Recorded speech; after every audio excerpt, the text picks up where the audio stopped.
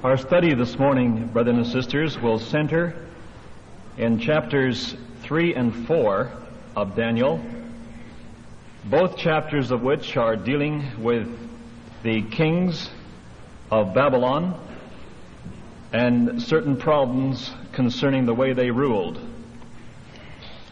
The proverb which we have quoted to be as the title for this class reads in its entirety from Proverbs chapter 16, verse 18, "Pride goeth before destruction, and a haughty spirit before a fall," which I feel is a fit sort of a summary of chapters 3 about Nebuchadnezzar's fall and chapter 4 of Belshazzar's fall. We have wondered about Nebuchadnezzar from time to time as to just how religious he was. It was unusual that a king, a foreign king of so much power, and a king over such false ideas as we find in Babylon, should be so interested really in God, and God seemingly so interested in him. And Daniel chapter 3 seems to be, chapter 4 seems to be a very decisive chapter in determining just how religious Nebuchadnezzar was. I think I've given you the wrong chapters. It's chapter 4 and chapter 5 we will be dealing with this morning.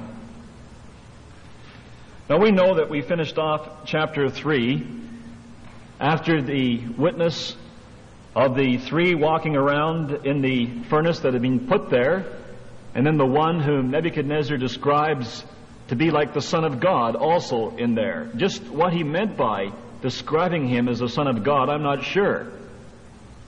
I can't imagine that he had any recollection or any image prior to this of what the Son of God would look like.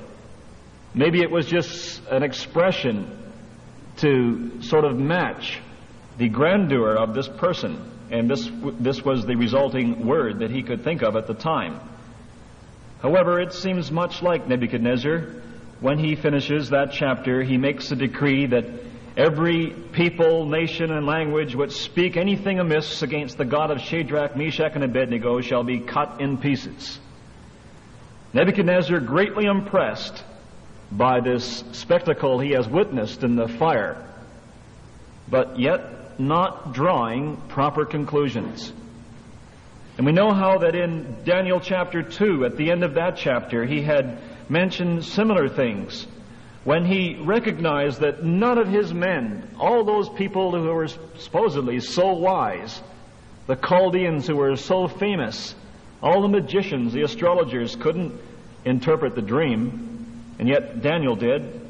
And so he said in verse 47, "Of a truth it is that your God is a God of gods and a Lord of lords, and a revealer of secrets, seeing thou couldst reveal this secret." So he recognized the power of God, but once again he didn't do the right things as a result of it. And so I feel the lesson in Daniel chapter 4 is a very notable one. It's one, brothers and sisters, that should come home to us, because I feel that very often we make a similar mistake of testifying verbally to the glory and the strength and the magnitude of our God, but not living properly as a logical follow-up of that kind of a confession and that kind of a statement. And so Nebuchadnezzar, it would seem, was now going to send a witness to all the people that were under his rule of the wonders and the signs that the high God had wrought toward him. And he mentions in verse 3 of that 4th chapter how great are his signs, how mighty are his wonders. His kingdom is an everlasting kingdom, and his dominion is from generation to generation. Now it may have seemed to us in studying Daniel that when Nebuchadnezzar was talking about the signs and the wonders, he was talking about the fact that Daniel had been able to interpret the dream before in Daniel 2, and of the great wonders that he beheld in the fiery furnace. However, after studying Daniel 4, I really don't think that's what he was referring to. After all, he didn't mention this when he was writing to all these people, the nations and languages of verse 1. He didn't even mention that. He mentioned something quite different. And I feel that if we can see the reason why Nebuchadnezzar saw such signs and wonders in Daniel chapter 4, we'll realize how that God humbled that man and made him see, I believe, via this process, the logical conclusion of saying that God is a God of gods. And so he tells about how in verse 4 he was flourishing in his own house and in his palace, and that he saw a dream which made him afraid, and the thoughts upon his bed and the visions of his head troubled him. And once again calling to himself after he'd woken up the magicians, the astrologers, the Chaldeans, and the soothsayers, he told them the dream, but they couldn't make known to him the interpretation thereof. Now I often wonder about that. And when you think of soothsayers and magicians and astrologers, and you go back and to consider how these people found anything out, I often wondered why some of them didn't venture to tell Nebuchadnezzar something that was wrong. Now, why did they really care to make sure that they knew the interpretation thereof? I don't know that there is an answer to that question. It may be that God was working on these magicians at this time to make sure that they were afraid to tell a lie at this particular time, whereas they might not have been some other time. For instance, if these were real magicians and Chaldeans, couldn't they put together a story to convince Nebuchadnezzar that this was the interpretation? But they didn't try to do that. And we know the outcome was that Daniel was held in high estimation over the magicians, and the elevation of the God of Daniel was held high in estimation over all the gods of Babylon. But it's an interesting question to consider in our mind as to why these people didn't try to answer the dream, even whether or not they had truth. However, at last comes Daniel before the king, and the king tells Daniel about the dream, and we might just refer to the main parts of this dream. In verse 10, he sees a great tree in the midst of the earth, and the height of it was great. And the tree grew and was strong, and the height thereof reached unto heaven, and the sight thereof to the end of all the earth. The leaves thereof were fair, and the fruit thereof much. And in it was meat for all. The beasts of the field had shadow under it, and the fowls of the heaven dwelt in the boughs thereof, and all flesh was fed of it. I don't think that would have ever troubled Nebuchadnezzar. He probably would have been, quite pleased to see a dream like that. But what came after was what he didn't like. He saw in the visions of my head upon my bed, and behold, a watcher and an holy one came down from heaven. He cried aloud and said, thus, hew down the tree and cut off his branches, shake off his leaves, scatter his fruit, and let the beasts get away from under it, and the fowls from his branches. Nevertheless, leave the stump of his roots in the earth, even with a band of iron and brass, in the tender grass of the field, and let it be wet with the dew of heaven. And let his portion be with the beasts in the grass of the earth. And let his heart be changed from man's, and let a beast's heart be given unto him, and let 7 times pass over him. This matter is by the decree of the watchers, and the demand by the word of the holy ones, to the intent that the living may know that the Most High ruleth in the kingdom of men, and giveth it to whomsoever he will, and setteth up over it the basis of men. Well, you can now see by the latter end of that dream that Nebuchadnezzar had a reason for being troubled. It didn't seem like it was of the best of natures. It looked like something wasn't going to turn out that good, that something was going to happen, that people were going to be turned from a normal way of life to be like a beast. You don't know just exactly to what extent Nebuchadnezzar was able to interpret this himself. But when Daniel was told the dream, it says he was astonished for 1 hour, or he was temporarily stunned and stupefied, as we could read from that particular phrase.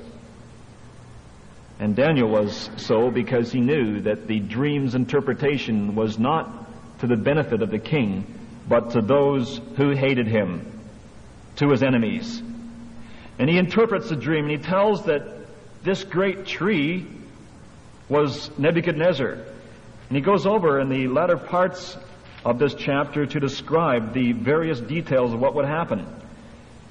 He says in verse 4, "This is the interpretation, O king. This is the decree of the Most High, which is come upon my lord the king.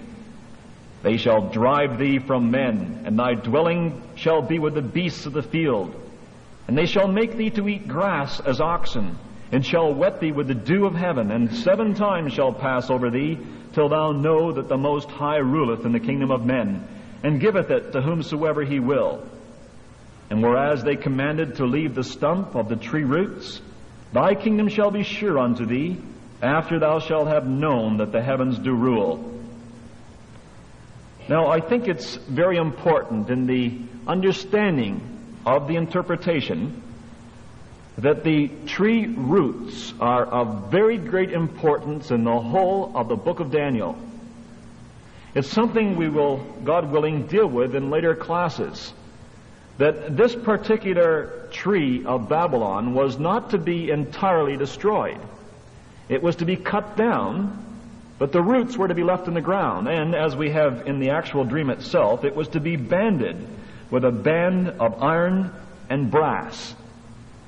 And I feel that, as we have mentioned, this is going to be of a major importance in understanding how that all of the prophecies of Daniel fit together.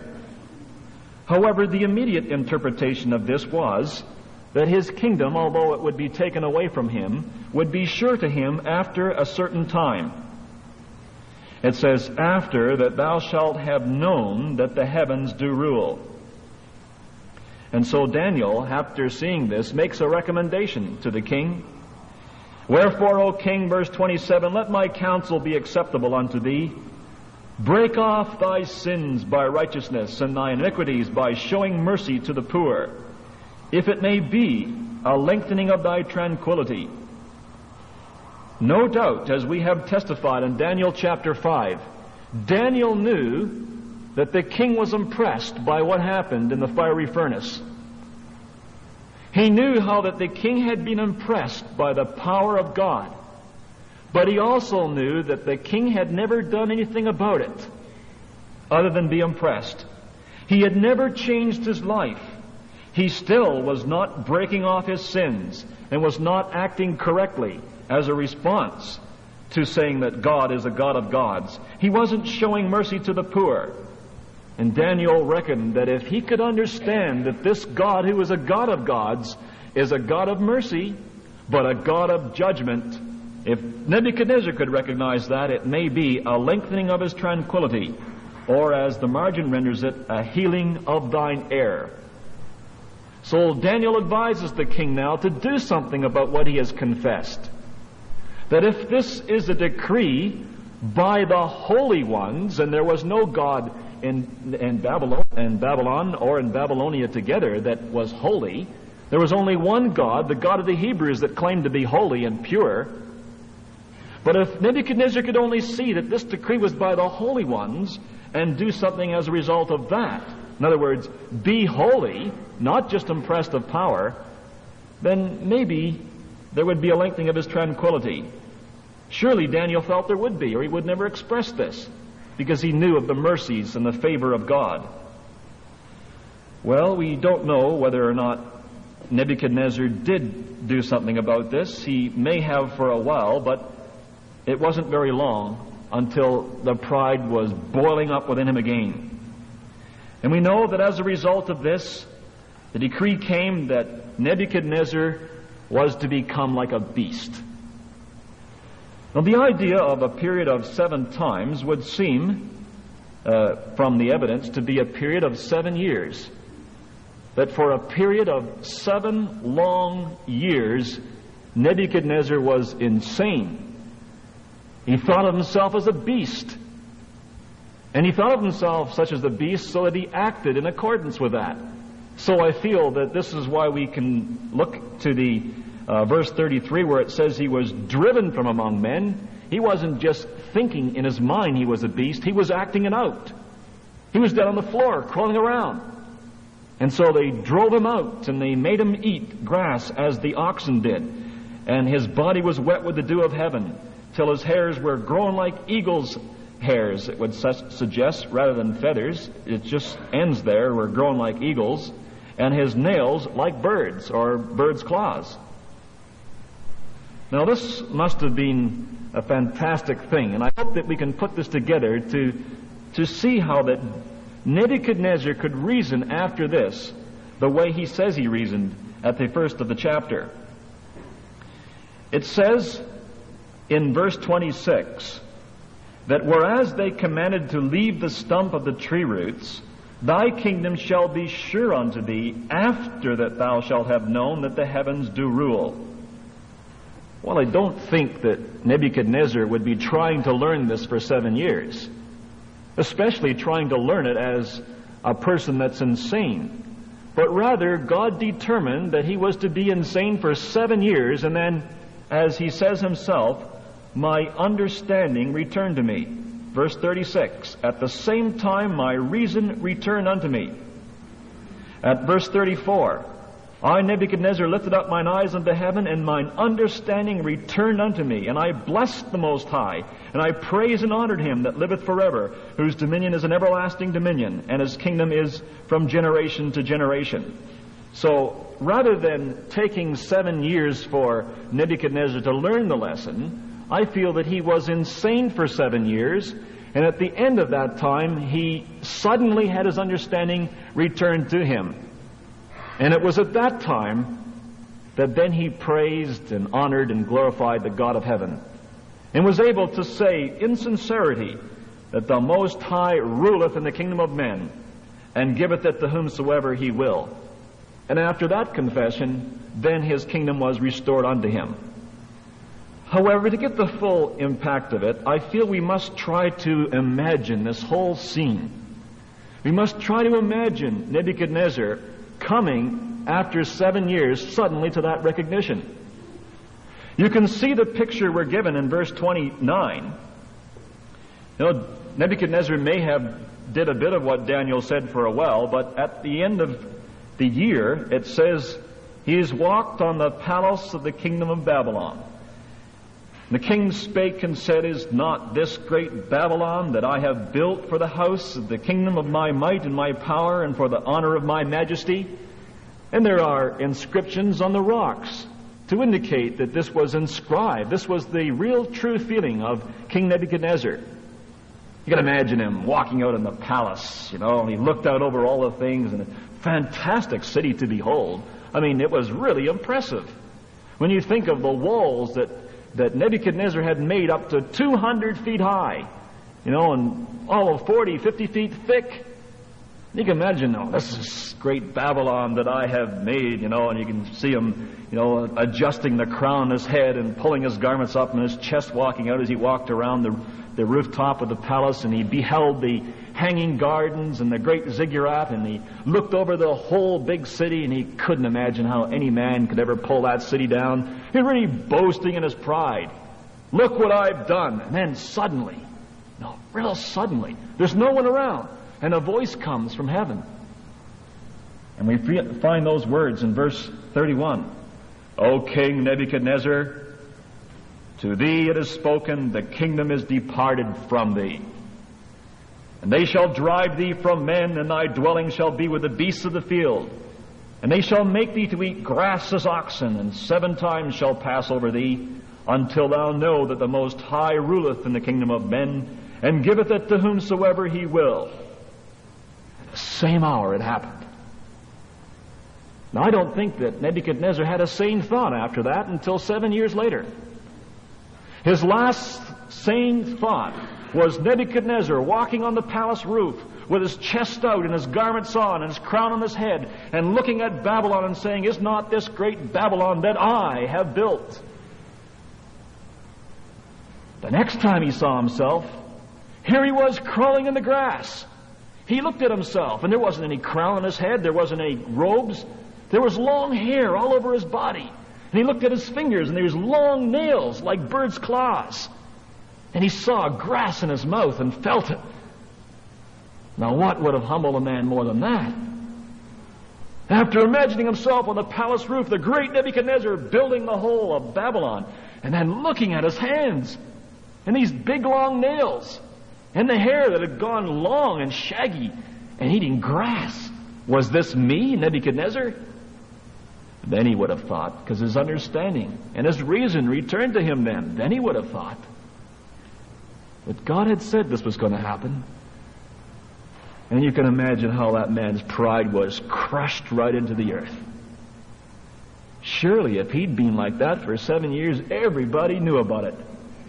Everybody. He didn't have any pride anymore. How could he get up on the roof and boast that this was great Babylon he had built?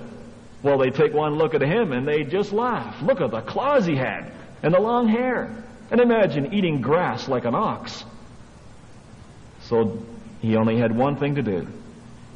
And he worshiped the God of heaven.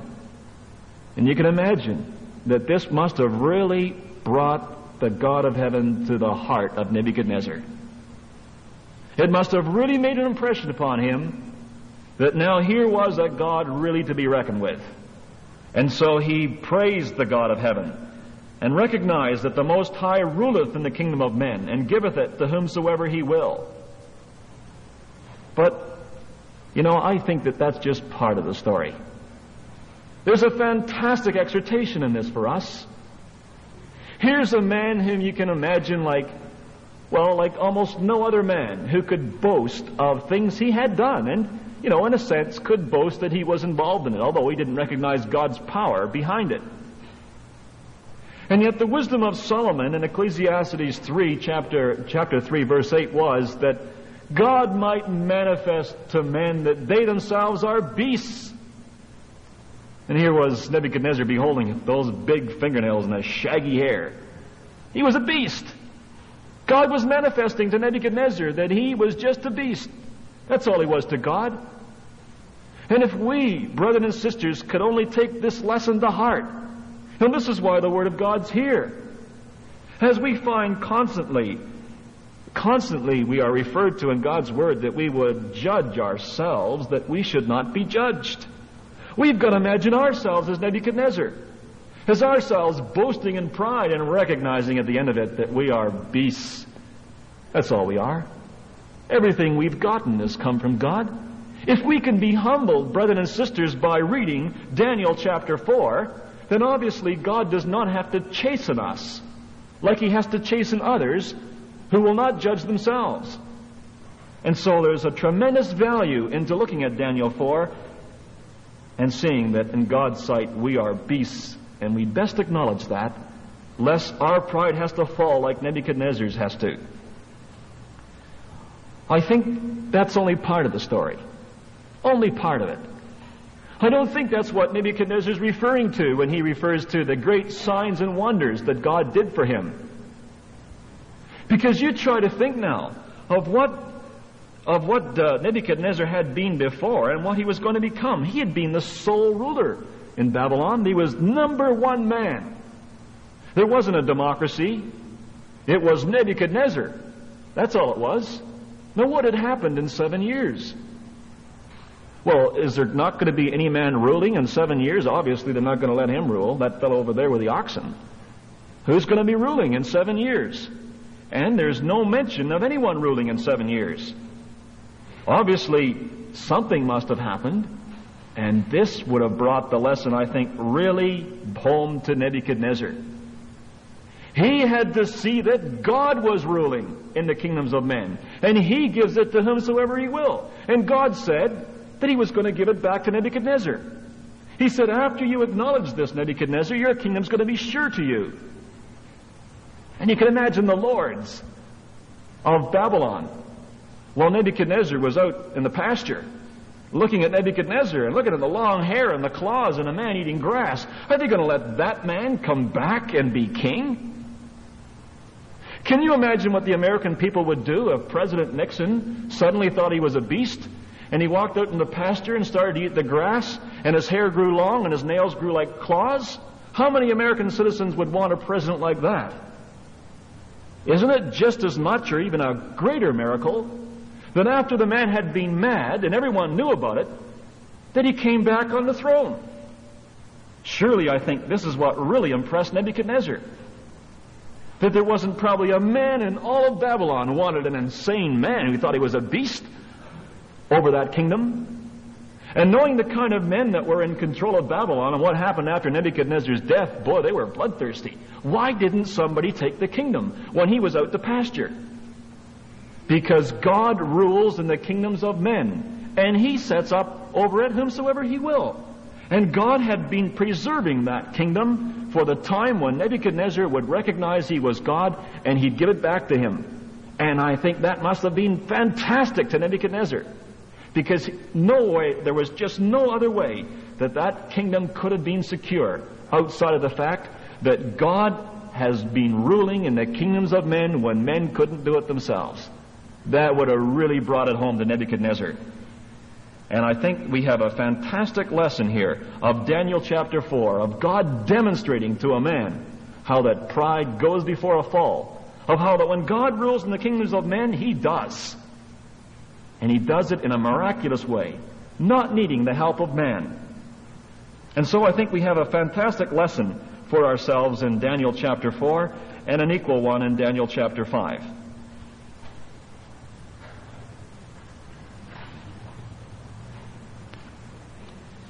In Daniel chapter 5, at the verses 1 to 6, we have a rough idea of what took place, and we'd like to just sort of scan over this. We find Belshazzar now, the king over Babylon, and he's making a great feast to 1,000 of his lords and drinking wine before the 1,000. And Belshazzar, whilst he tasted the wine, commanded to bring the golden and silver vessels which his father Nebuchadnezzar had taken out of the temple, which is in Jerusalem, that the king and his princes, his wives and his concubines might drink therein. Then they brought the golden vessels that were taken out of the temple of the house of God, which was at Jerusalem, and the king and his princes, his wives and his concubines drank in them. They drank wine and praised the gods of gold, and of silver, of brass, and of iron, of wood, and of stone. In the same hour came forth fingers of a man's hand, and wrote over against the candlestick upon the plaster of the wall of the king's palace, and the king saw the part of the hand that wrote. Then the king's countenance was changed. His thoughts troubled him, so that the joints of his loins were loosed, and his knees smote one against the other. And he immediately cries to all the wise men of Babylon to bring them in. Look, what's going on here? And you can well imagine the man is terrified. Anybody would be terrified by seeing something like that. But here was something that even had a stronger influence than the wine. Because Belshazzar wasn't just sipping the wine. The idea of this is being warmed by the wine. And he might have been pretty warm by that time, after drinking it before thousands of his lords. But here was something stronger than the influence of wine, and it was that man's hand writing on the wall. And you can imagine the terror which would have been in the hearts of everyone that would saw that handwriting. So the familiar expression we have today, the handwriting is on the wall. You know, it was something they could see, and there was an omen of evil about this. And so King Nebuchadnezzar, with all the slowing down that alcohol might do to a person, it didn't slow him down. His knees got loosed, and they started to shake. And it was a matter of a great trembling, and I think there's a real spiritual parallel in Daniel chapter 5 that we can see after we've concluded the main events of the chapter. Well, once again, the magicians, the astrologers let the king down. They just couldn't make out this writing. You know, it's interesting how that God worked with the kings of Babylon. You know, why did God let Nebuchadnezzar have the dream of chapter 2? Here was a fantastic dream of major importance to all of history. Why didn't he reveal it to a Hebrew prophet? Well, it may be because at the time Israel as a nation was in total disrespect of their God. They had been carried away captive, as we mentioned day one, because of their wickedness and their utter abhorrence of the principles and laws of God. So that God revealed this through a pagan king, but made that pagan king know that if he wanted to know the interpretation of the dream, he had to recognize the authority of the Hebrew God. A very interesting thing, I think, to recognize the way God works. And so in every single case, they did not know the interpretation of these things, and they had to go to a power and recognize the power of the God of Israel to be supreme. And so this Belshazzar doesn't even know Daniel. Now it says he was Nebuchadnezzar's son, but the word means ancestor rather than literal son. And if anyone can make out all the kings of Babylon, it would seem that he was a grandson of Nebuchadnezzar. But he was close enough in terms of time to have known what happened in Daniel chapter 4, as we find Daniel referring to this later in this chapter. And so we find the queen in verse 10 has to come to Belshazzar and tell him of Daniel. Tell him of how Daniel had been able to foretell the meaning of dreams that Nebuchadnezzar had.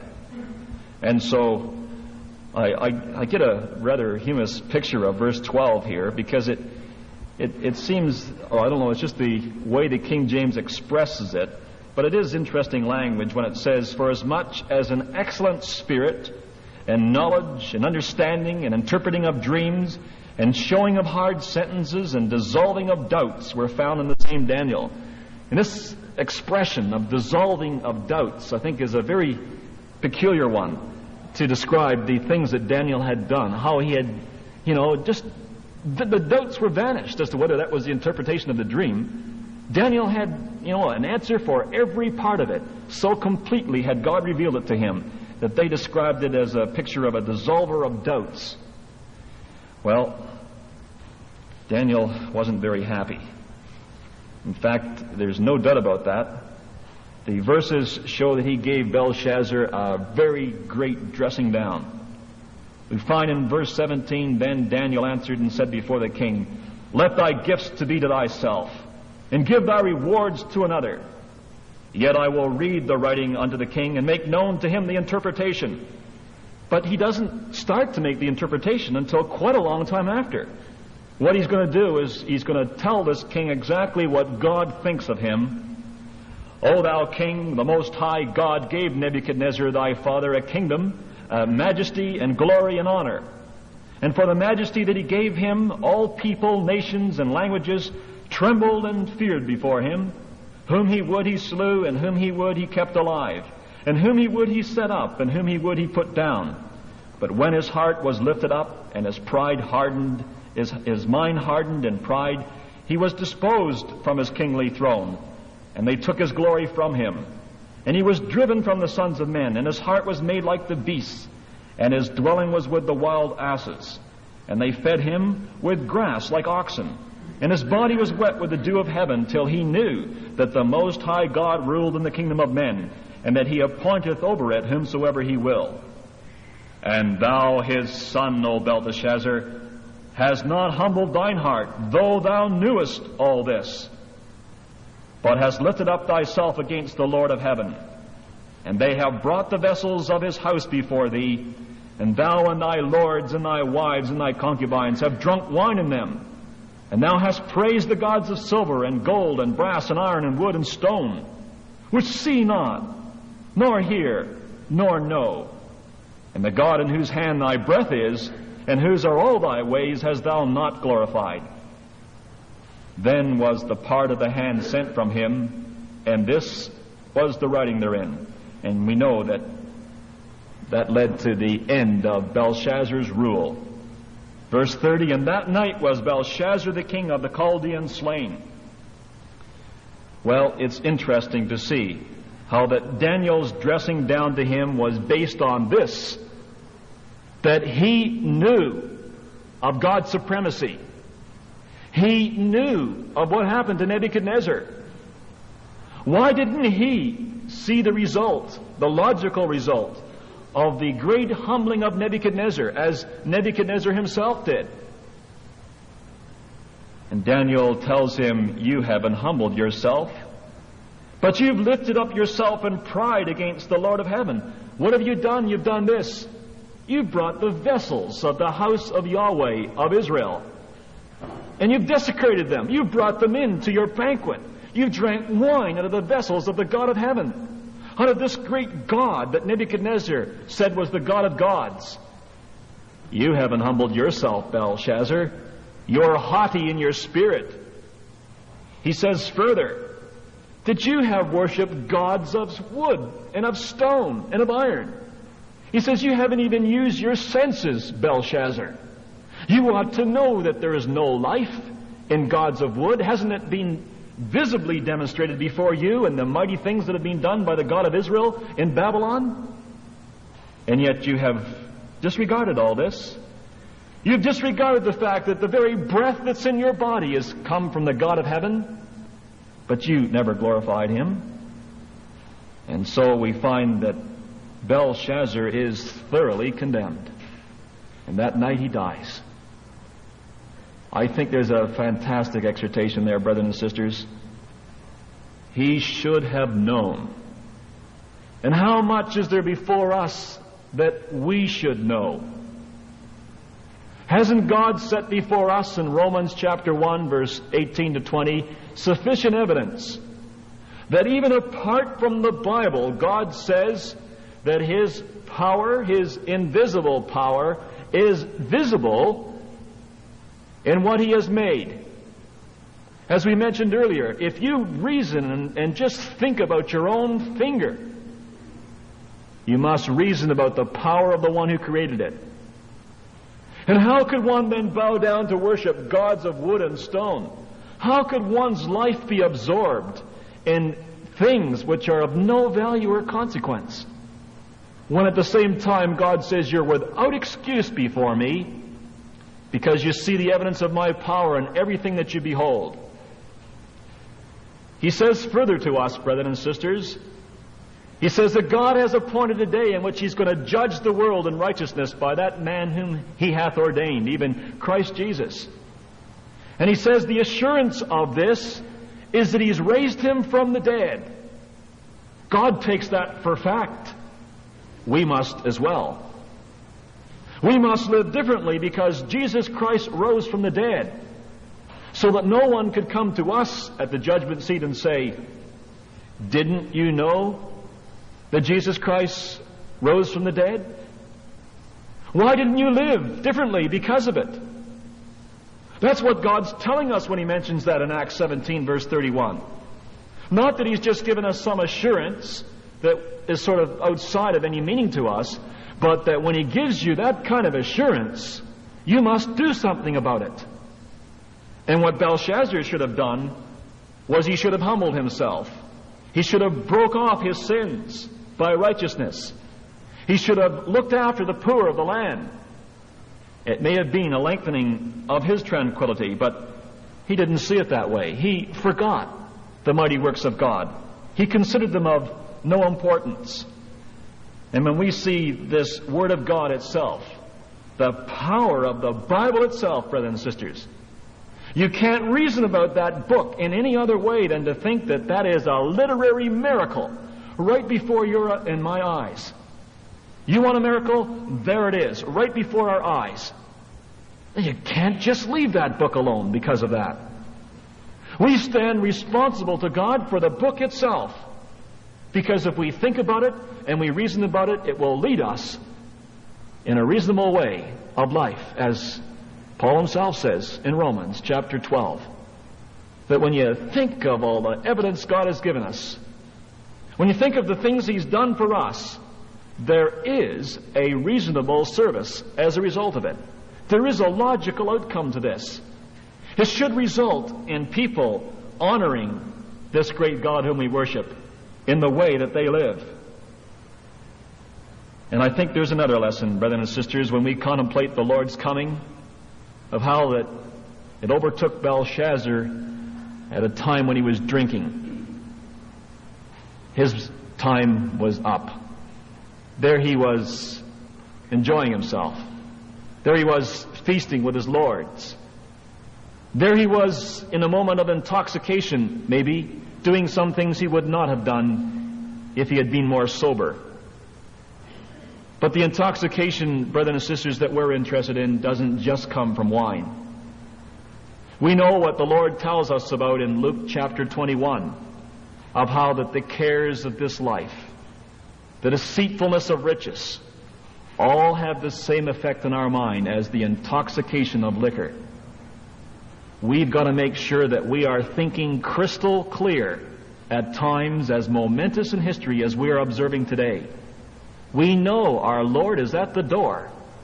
Dare any of us be caught like Belshazzar was, feasting around wine, intoxicated, desecrating the holy things of God, not doing what he ought to have done, which was boldly and very easily ascertainable before him from things that he had witnessed? I think, brothers and sisters, when we behold the verse that we find in 1 Corinthians chapter 6 of the Apostle Paul, that there's a lot more to this verse than is meant in just the context that he gives it to us. Verse 12, all things are lawful unto me, but all things are not expedient. All things are lawful unto me, but I will not be brought under the power of any. And we know, brothers and sisters, that we live in a time of life when all things that would seem, or well, I shouldn't say all things, but a great number of things that are lawful are not expedient. When the Lord Jesus Christ condemned Sodom, he condemned them for buying, for selling, for planting, for building, for marrying, giving in marriage. It seems to be things that have to be done. But they were being done at the exclusion of things which ought to have been done first. And when we look at 1 Corinthians chapter 6, sure, there's things which are lawful. There are things which it seems we must do. But there are things which are not expedient too. We've got to make sure, brothers and sisters, that as the world presses in on us in the way of occupations, where this world is now seem to be involved in such a competitive spirit that if a man's going to survive at work, he's got to show that same competitive spirit to voluntarily work overtime, to voluntarily take his mind and his energy and his resources and apply them to his daily work. It's time to say it's not expedient. It's lawful, but not expedient. We're living in the last days when our minds must be crystal clear, when we must exhort one another, so much the more when we see the day approaching. And when we talk about drugs last night, there's all kinds of other things that drug us, brothers and sisters. There are things that go into the body via the mouth. There's all things that go into the body via the ears and via the eyes. And I dare say that one of the biggest things we've got to contend with is our TV sets. It's our magazines. It's our newspapers. It's our radios. It's one thing to be able to control that dial. It's something else to control the mind's dial later on. You might be able to shut the program off so you're not watching it visually. Can you turn it off in your mind when you're doing the readings? Is not this whole Christian life about mind control? And how does your TV help you to control your mind, let alone your time? How does the books and the magazines we read help us to control our mind? Will we be in mind intoxicated like Belshazzar was when the handwriting comes, when Jesus Christ comes? Is he going to come to us as a thief? Brothers and sisters, these are lessons for us to learn by. They're fantastic lessons that if we take them to heart, if we really see that they're not just talking about Nebuchadnezzar or Belshazzar, but you and I, then maybe we will be spared from the great embarrassment of those two men.